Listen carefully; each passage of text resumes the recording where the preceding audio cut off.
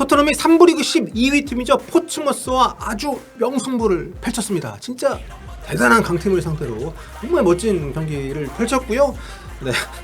여러분의 2시간 아까워하지 마십시오. 자, 여러분이 2시간 동안 이 경기를 풀타임으로 보신 정말 모든 인내심과 모든 어떤 긍정의 마인드로 이 경기를 90분 동안 TV로 지켜보신 분이 계신다면 정말 무슨 일을 하시든 성공을 하실 거라고 믿어 의심치 않습니다.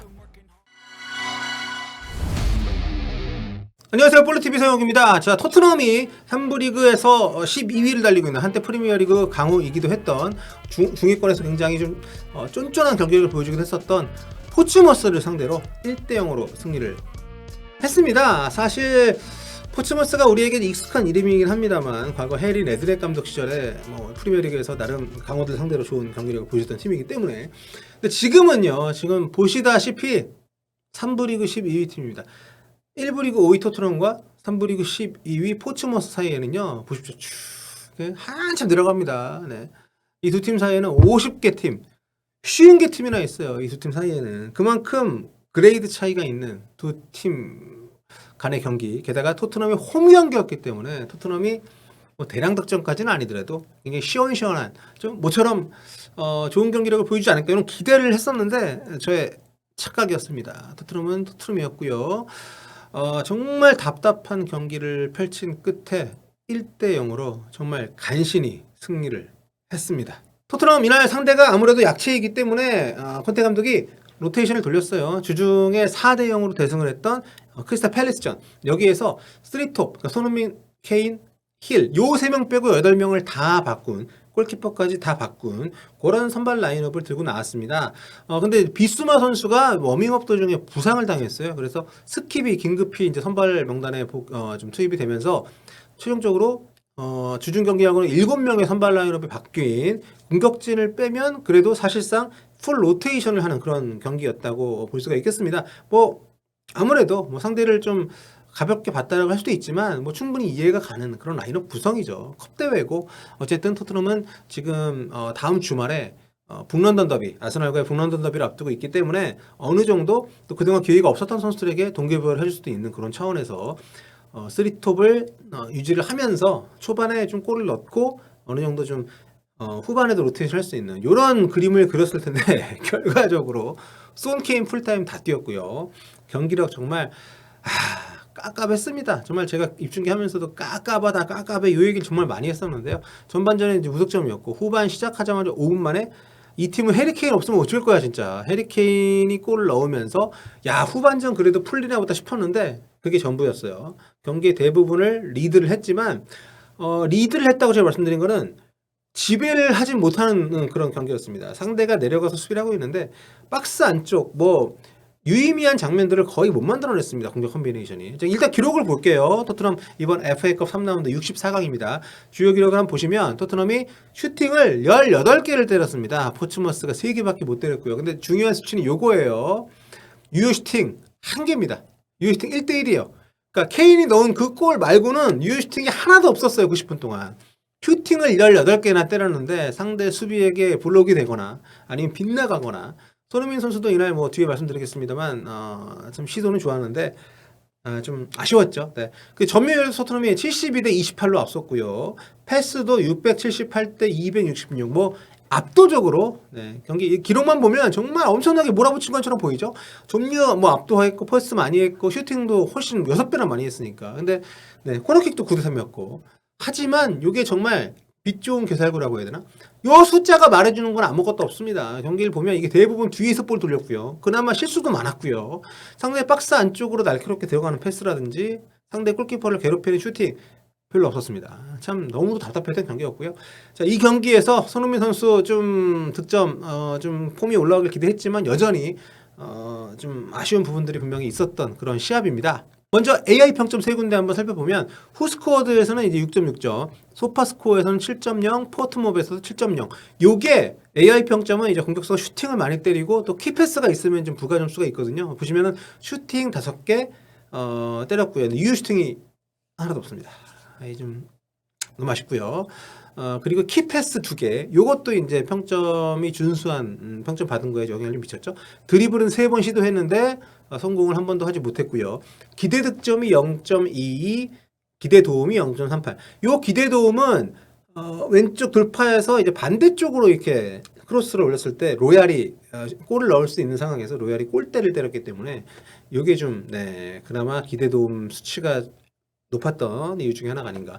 코너킥 9개 손흥민 선수가 혼자 다 찼고요. 크로스 13번 시도해서 5번 성공을 했습니다. 크로스를 최근 들어서 좀 경기들하고 비교하면 좀 많이 시도를 한 편이죠. 성공률이 38%지만 이게 낮다고 볼 수는 없죠. 도달률이 이날 다른 선수들에 비해서 나쁘지 않았고요. 리커버리, 임자가 없는 공을 굉장히 잘 찾아오는 역할도 했습니다. 파울은 하나도 하지 않았고 2개를 당했던 손흥민 선수. 여전히 우리가 알고 있는 손흥민 선수의 최고치와는 거리가 분명히 있는 그런 모습이었고, 그리고 제가 가장 안타까운 건 뭐냐면 손흥민 선수가 올 시즌에 슈팅을 시도하는 어떤 그 시도가 많이 좀 줄었었잖아요. 특히 이제 중거리 외곽 슈팅은 최근 수년 동안 많이 줄어들었고, 또 어떤 지난 경기에서 1대1 상황 놓치는 점이 있었고, 원래 손흥민 선수가 이건 들어가겠다는 상황에서 거의 넣었었는데 확실히 결정력에 있어서는 아직 자신감을 되찾는 중인 것 같습니다. 근데 이번 경기에서의 좀 특이할 만한 점은 상대가 좀 내려앉았기 때문이기도 하지만, 그렇다고 하더라도 손흥민 선수가 슈팅을 그렇게 많이 과감히 시도하진 않았었는데 오늘 경기에서는 그래도 5번이나 슈팅을 시도했습니다. 프리킥 상황에서도 직접 프리킥을 한번 찼어요. 스프리킥 상황에서도 골대를 좀 넘어가긴 했습니다만 좋은 어떤 시도를 했었고, 좀 개인적으로 아쉬웠던 것은 슈팅이 이렇게 외곽에서만 나왔던 것은 뭐냐면, 이번 경기에서도 최근 경기들 마찬가지로 스프린트를 많이 했어요. 그리고 제가 가장 안타까운 겁니다. 2대1 패스 시도를 많이 했거든요. 근데 2대1 패스 보통 주면은 다시 들어오는 리턴 패스를 생각하라고 들어가잖아요. 리턴이 안 와. 뭐 다른 선수 다 그렇습니다. 이날은 케인 역시도 그 연결을 잘 못 시켜줬기 때문에 손흥민 선수가 외로웠던 순간들이 분명히 있었습니다. 물론 컨디션이 여전히 올라오지 않은 것, 그리고 누가 봐도 마스크 때문에 시야를 방해받는 어떤 그런 과정에서의 아쉬움도 분명히 있었기 때문에 여전히 좀 안타까운 부분이 있지만, 그 슈팅 시도가 좀 많아졌다는 거, 그러니까 좀 슈팅에 대한 자신감을 조금 찾아가는 과정, 아무래도 지난 경기 득점에 좀 도움이 되지 않았을까 싶고, 그리고 또 좀 눈여겨볼 만한 부분은 요 히트맵인데요. 이날 경기에서 이제 페리시치가 빠졌잖아요. 뭐 페리시치가 이 팀의 문제가 아니라는 게 이번 경기에서도 전 드러났다고 생각합니다. 페리시치가 없어도 세센형 역시 이번 경기에서 손흥민 선수하고 굉장히 동선이 많이 겹쳤어요. 그러니까 그 윙백들이 사이드 쪽에서만 오르내리는 역할을 하는 것이 아니라 손흥민 선수의 영역을 굉장히 많이 침범을 하는, 거꾸로 보면 콘테 감독이 요구하는 손흥민 선수의 어떤 움직임은 좀 더 하프스페이스 공간, 좀 더 박스 안쪽, 요거를 좀 주문하는 것 같은데, 어쨌든 그게 아직까지 이 팀은 잘 안 맞는 것 같고, 그런 상황 속에서 손흥민 선수가 그래도 달라진 것은 페리시치가 있을 때보다는 사이드에서의 움직임이 확실히 많았다는 거. 여기 지금 뭐 코너킥을 많이 찼기 때문에 그런 것도 있겠습니다만, 히트맵 보시면 측면 쪽에서 좀 더 그래도 많이 볼 터치를 좀 하면서 좀 움직임을 가져갔다는 거. 이 부분이 좀 차이가 있긴 하지만 크게 봤을 때 토트넘의 경기력에 있어서 페리시치가 없는 것이 그다지 도움이 되진 않은 경기였다. 특히 상대가 3부 리그 12위 팀이었다는 것을 감안한다면은 이번 경기에서 토트넘은 뭐 1대0으로 승리를 하면서 어쨌든 32강에 올라간 것은 좀 긍정적인 부분이긴 하지만, 정말 여전히 좀 문제점이 많이 있는 팀이었다. 물론 로테이션을 많이 했다는 걸 감안을 해야 될 거예요. 3백 조합도 탕강과 산체스 데이비스가 선발로 나왔다는 거, 중원에서도 어쨌든 지금 벤탄쿠르 호이베르가 없이 이번 경기를 치렀다는 거. 하지만 어쨌든 3톱 지금 뭐 히샬리송하고 쿨루스키가 없다고는 하지만 힐이 일을 잘했거든요. 힐과 손흥민, 케인 요 조합으로 했는데도 불구하고 유슈팅 하나밖에 때리지 못한 졸전을 펼쳤다는 것은 콘테 감독의 축구에 계속 우리가 의구심을 갖고 있는 거, 이걸 좀 쉽게 풀지 못하지 않았나. 근데 콘테 감독은 어떤 팀과는 비슷해요. 경기를 참 답답하고 이상한데 승점은 땁니다. 그래서 이 양반이 토너먼트에서는 좀 약세를 보여왔는데, 어쨌든 3부 리그 팀이긴 하지만 어쨌든 승리를 하면서 다음 라운드 진출을 좀 했거든요.